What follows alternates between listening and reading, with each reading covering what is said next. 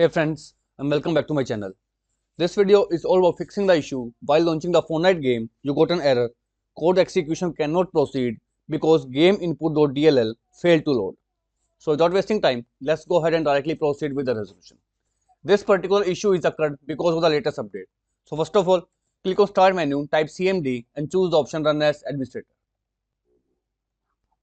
Type in a command dism /online /cleanup -image /restore health and then hit the enter key.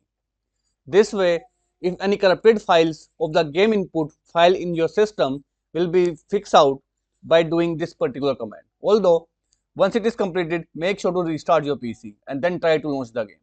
If this method failed to work out, in next method, you need to re-download the game input file. And to do so, open up your web browser and here is the website to download game input. Click on the link to download the game input right into your system. Once it is downloaded, click on the downloaded link to install the gameinput.dll file right into your system. Once the file is installed, you need to head over to this PC, C drive, press the W key to find a folder with the name Windows and find a folder with the name System32. Here, right in the search box, type in game input file.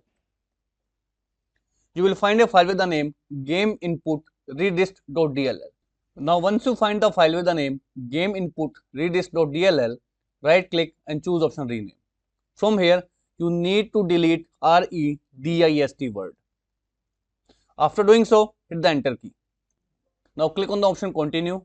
Now once you have renamed the file, you need to relaunch your Fortnite and the issue of code execution cannot proceed because gameinput.dll failed to load will be completely fixed out.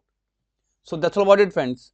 If this video works out for you, I request you to please click on subscribe button and turn on the bell notification icon to continue receiving updates from my channel. Thank you so much friends. Thank you for watching.